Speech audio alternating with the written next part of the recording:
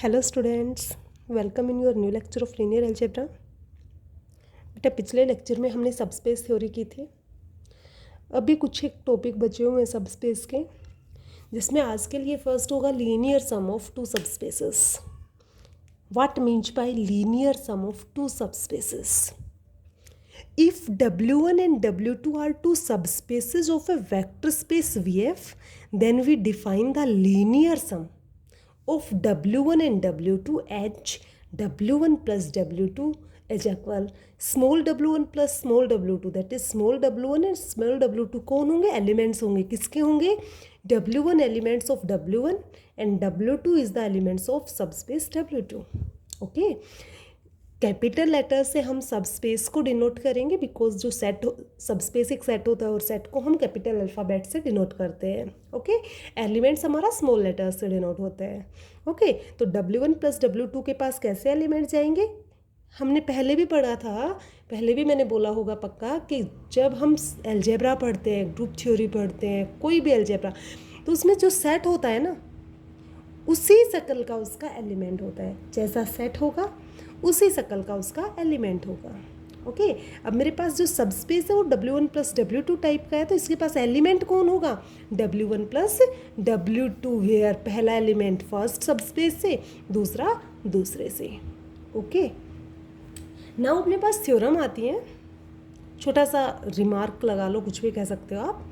Prove that W1 union W2 is the subset of W1 plus W2।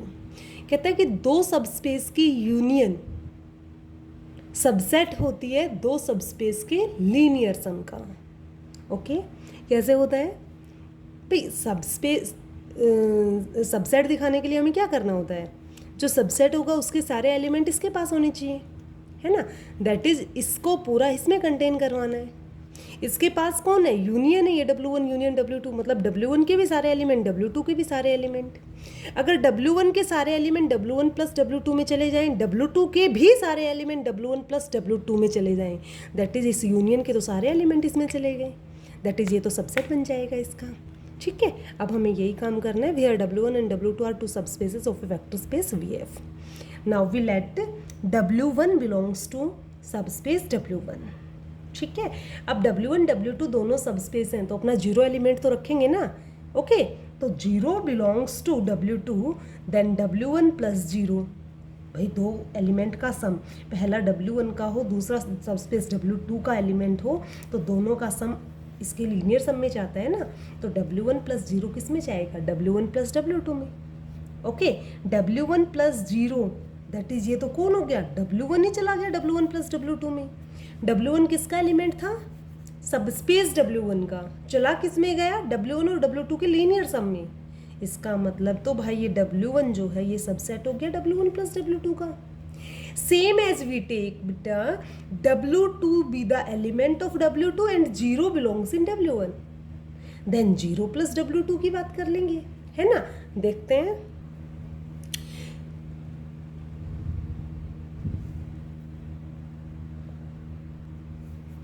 So let W2 belongs to W2 and zero belongs to W1। Zero plus W2 किस में जाएगा? दोनों के linear सम में, that is W2 belong कर गया linear सम में। Small W2 किसका एलिमेंट था? सबस्पेस W2 का, इसका आर्बिट्रेरी एलिमेंट था, दैट इज सारे एलिमेंट इसके एलिमेंट होंगे। Means W2 is the subset of linear sum of W1 plus W2। ठीक है, होल W1 भी चला गया, यहाँ से हमारे पास क्या आया था? W1 is the subset of W1 plus W2। यहाँ से क्या आया अपना? W2 is the subset of W1 plus W2। दोनों को मिला के भाई उसके भी सारे एलिमेंट, उसके भी सारे एलिमेंट में, दैट इज पूरा का पूरा यूनियन चला गया, है ना। तो hence W1 union W2 is the subset of W1 plus W2। Okay, next theorem अपनी इंपॉर्टेंट है। The linear sum of two subspaces W1 and W2 is also a subgroup of the vector space VF। कहता है कि दो subspaces का linear सम भी सब space होगा। श्योर बेटा, यहाँ पे सब ग्रुप लिखा गया था, सब स्पेस होगा। ओके, सब ग्रुप थ्योरी नहीं चल रही, वेक्टर स्पेस चला हुआ है। क्या? सब space of the vector space VF। Okay, proof क्या होगा देखते हैं। सबस्पेस प्रूव करने के लिए अपने पास चार थ्योरम आई थी, उनमें से एक थ्योरम हमने यूज करने के लिए बोला था, और क्या था वो? If A belongs to field and UV belongs to W, then AU plus V also belongs to W, then W is the subspace of vector space VF. Okay, यही था. तो हम अभी हमें लीनियर सम दिखाना है, W1 प्लस W2 को दिखाना है सब स्पेस. ओके, तो दो एलिमेंट लेंगे W1 प्लस W2 से, एक एलिमेंट लेंगे फील्ड से, और AU प्लस V को हम बिलोंग करवा देंगे किसमें, W1 प्लस W2 में. That is linear sum of W1 and W2 में. ओके, चलो देखते हैं. Let W1 and W2 be two subspaces of vector space VF. Okay, now let UV be any two elements of this.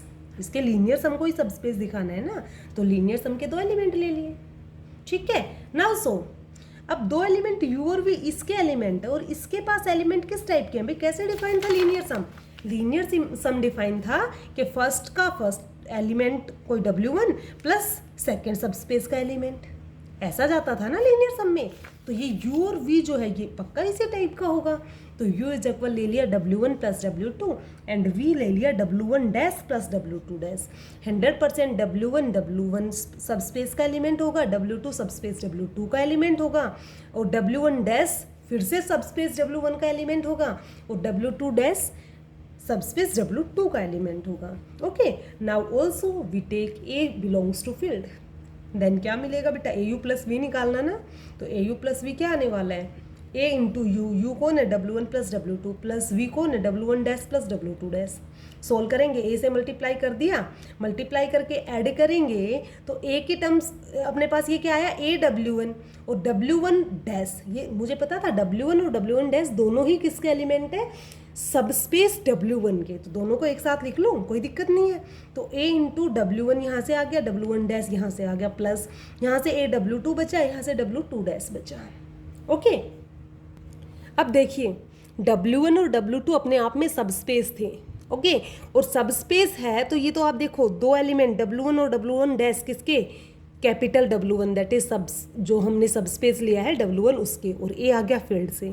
तो ये तो AU plus V type का बन रहा है ना, ये तो बिलोंग करेगा अगर वो सब स्पेस है तो. ओके, तो आगे देखते हैं.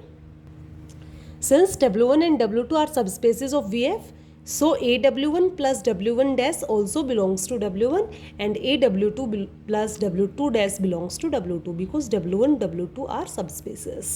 Okay, so यहाँ से मुझे क्या मिला कि वहाँ पे this plus this, ये W1 का एलिमेंट, ये W2 का एलिमेंट, मतलब AU प्लस V किस टाइप का एलिमेंट हो गया, W1 का एलिमेंट प्लस W2 का एलिमेंट. ये तो लीनियर सम हो गया, मतलब लीनियर सम में जाएगा ना एलिमेंट. मीन्स क्या हो गया, so AU plus V that is this belongs to W1 plus W2. Okay, अब AU प्लस V बिलोंग करके W1 प्लस W2 में, सो W1 प्लस W2 क्या हो गया, एक सब स्पेस हो गया VF का. ओके, ये था अपना लीनियर सम. इसके बाद अपना आता है direct sum. What means by direct sum, most important बेटा डेफिनेशन भी आ जाती है एग्जाम में. A vector space VF is said to be the direct sum of its two subspaces W1 and W2 if every V belongs to V can be expressed as V is equal W1 plus W2. ये element है बेटा, small v है.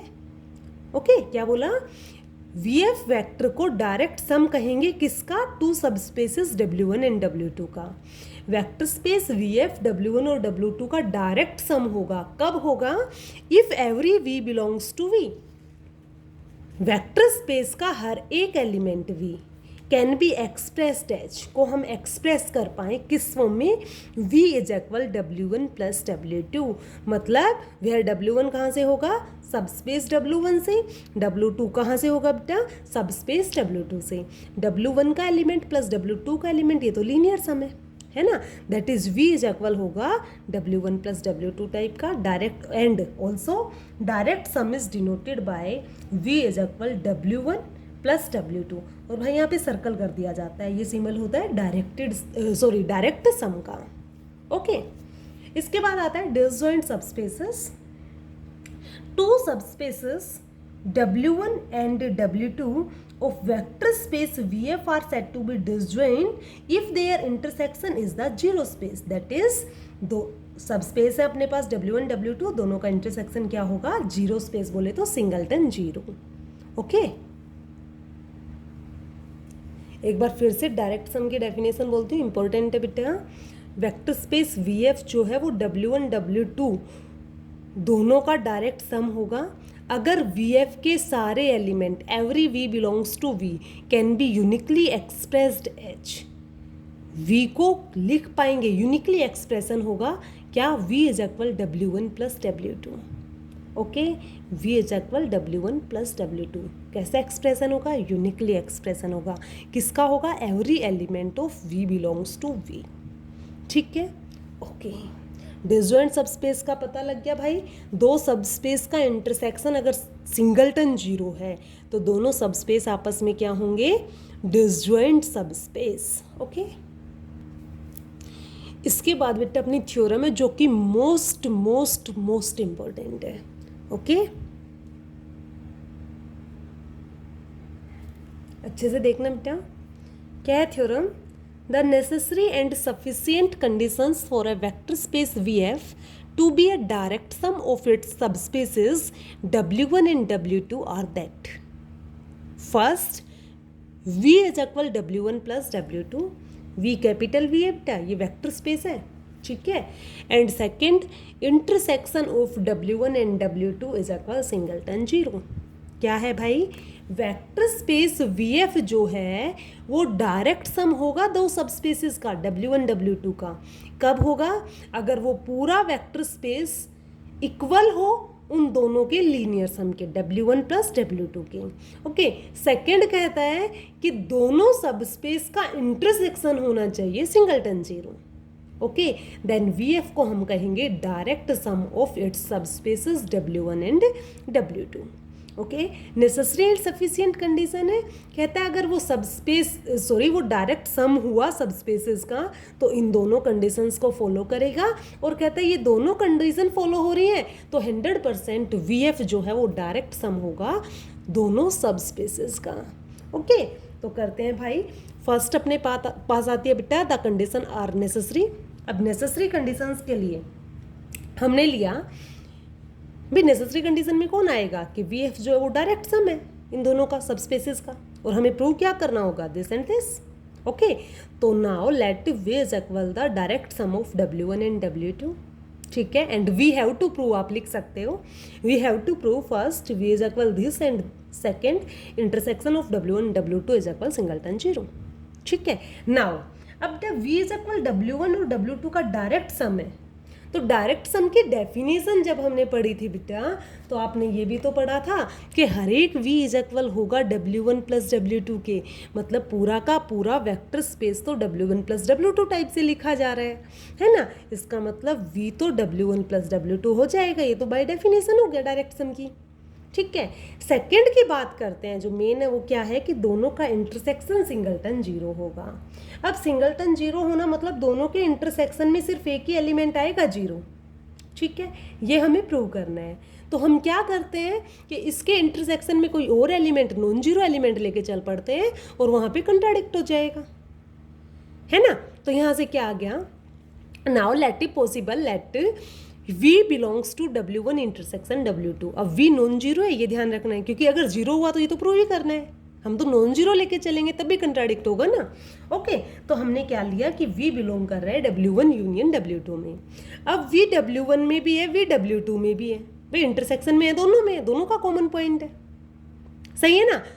Also V belongs to vector space, भाई ये तो सब space है, जब V इन दोनों सब स्पेसेस में है तो उस वेक्टर स्पेस में तो होगा ही होगा, वेक्टर स्पेस का सबसेट ही तो सब स्पेस होते हैं, है ना। तो V बिलोंग कर रहा है V में।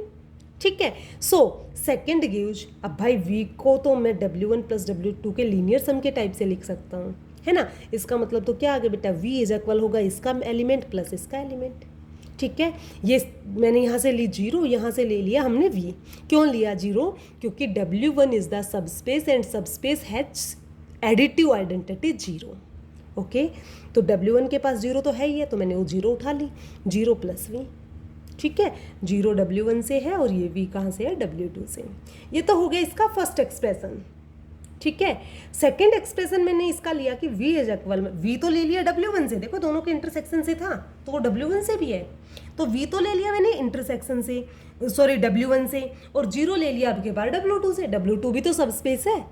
ठीक है, तो बेटा ये वे ऑफ एक्सप्रेशन जो है दोनों क्या आ गए, डिफरेंट है, सही है। जबकि डायरेक्ट सम क्या कहता था कि v को यूनिकली एक्सप्रेस्ड कर पाते हैं। कैसे एक्सप्रेस कर पाते हैं? यूनिकली एक्सप्रेस कर पाते हैं। ओके, तो we shows that v belongs to v can be expressed in two different ways which is a contradiction because v is equal w1 direct sum of w1 w2 direct sum है that is uniquely expressed है। ठीक है, जबकि ये तो दो different ways में हमने लिख दिया। कब आई कंट्राडिक्शन बेटा? ये तो कंट्राडिक्शन आ गई ना। तो कंट्राडिक्शन कब आई? जब हमने इसका नॉन जीरो एलिमेंट लिया, दैट इज इसके पास कोई नॉन जीरो कॉमन एलिमेंट नहीं है। तो hence the common vector of this is zero only. So w1 intersection w2 is equal singleton zero. Okay, these conditions are necessary. Now the conditions are sufficient। देखते हैं हम भाई, the conditions are sufficient में क्या होगा? हम दोनों condition को लेके चलेंगे। Let v is equal the w1 plus w2 and w1 intersection w2 is singleton zero. ठीक है, दोनों को इक्वेशन नेम दे दिया। 1 2 वहाँ हो चुकी थी, थर्ड फोर्थ मैंने यहाँ पे दी। ओके, यहाँ पे थर्ड इक्वेशन ने क्या बोला कि v जो है वो w1 प्लस w2 टाइप से लिखा जा रहा है। इसका मतलब तो क्या हो गया कि v जो है, v को ने वेक्टर स्पेस और वो इक्वल है w1 w2 दोनों के सम के बराबर, है ना। इसका मतलब भाई एक्चुअल में है तो ये भी एक सेट है, ये भी सेट है। और दो सेट इक्वल कब होते हैं? जब इसके सारे एलिमेंट इसके पास हों, इसके सारे एलिमेंट इसके पास हों, है ना। तो अब v के सारे एलिमेंट इसके पास है भाई, इक्वल है। तो क्या आ गया? Third implies that each element v belongs to v can be expressed as sum of an element of w1 and an element of w2। w1 और w2 के एलिमेंट के सम की फॉर्म में है ना। ओके, नाउ वी शैल, अब देखो है तो सही। अब हमें क्या प्रूव करना था कि वो डायरेक्ट सम होगा। अब डायरेक्ट सम की डेफिनेशन क्या कहती थी कि v is the uniquely expressed in w1 plus w2। Okay, मतलब एक्सप्रेस तो हो पा रहा है बट वो यूनिकली एक्सप्रेशन है, ये हमें प्रूव करना है। तो now we shall show that this expression is unique.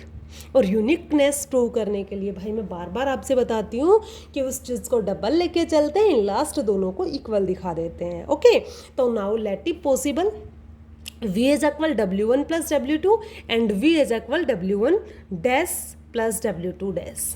ठीक है, मैंने v को डबल वे में लिख दिया। एक तो लिख दिया w1 प्लस w2, दूसरा लिख दिया w1 dash plus w2 dash type से। दोनों एक्सप्रेशन अलग है।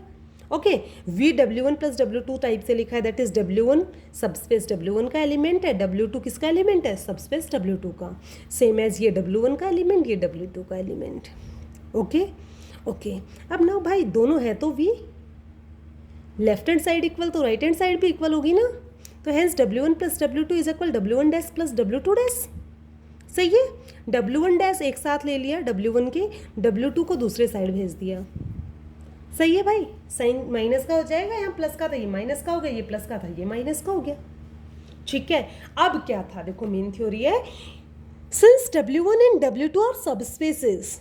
और सबस्पेसेस क्या करते हैं भाई? हमने सबस्पेस के लिए तो क्या पढ़ा था कि अगर uv बिलोंग कर रहा है सबस्पेस में तो उन दोनों का सम भी उसी में जाएगा, डिफरेंस भी उसी में जाएगा, उसके स्केलर मल्टीप्लिकेशन भी उसी में जाएगी। ये सब हमने पढ़ा था ना, क्लोज होता था, है ना। तो w1 और w1 डैश दोनों के दोनों किसके एलिमेंट? सबस्पेस w1 के। तो दोनों का डिफरेंस भी तो w1 का एलिमेंट होगा ना, यही लिखा, ये दोनों एलिमेंट w1 के, तो देन दोनों का डिफरेंस भी w1 का एलिमेंट। ये w2 डैश माइनस w2, ये दोनों ही किसके? w2 के एलिमेंट, तो दोनों का डिफरेंस भी तो w2 का एलिमेंट। और इन एक्चुअल में मैंने देखा कि ये दोनों तो बराबर थे और सेम चीज़ w1 में जा रही है, सेम चीज़ w2 में जा रही है। मतलब ये जो सेम चीज़ है ये तो दोनों के इंटरसेक्शन में हो गई, है ना। तो w1 minus w1 dash is equal w2 dash minus w2। ठीक है, belongs to w1 intersection w2। तो क्या देखा भाई हमने देखा कि w1 माइनस w1 डैश और w2 डैश माइनस w2 दोनों ही उसके इंटरसेक्शन में चले गए। वैसे दोनों सेम चीज़ हैं, ठीक है। और दोनों का इंटरसेक्शन तो हम लेके चले थे सिंगलटन जीरो। मतलब w1 w2 के इंटरसेक्शन या दोनों का कॉमन पॉइंट तो सिर्फ जीरो था। तो ये एलिमेंट अगर इसके हैं दैट इज ये दोनों के दोनों जीरो हैं, है ना। तो दोनों के दोनों जीरो हैं, तो हमने 1 बाई 1 दोनों को जीरो लिया।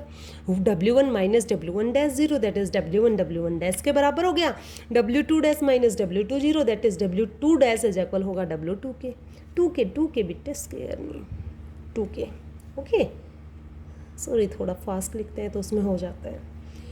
विच shows that expression for each V belongs to V is unique. भाई अलग अलग डिफरेंट लिए थे ना, दोनों इक्वल आ गए, सो यूनिक हो गया expression. And hence V is a direct sum of W1 and W2, so V is equal the direct sum of W1 and W2। ठीक है, तो पहले बता चुकी हूँ, इम्पॉर्टेंट है थ्योरम, एक बार थोड़ा सा अच्छे से रीड करना। Okay, thank you for watching this video.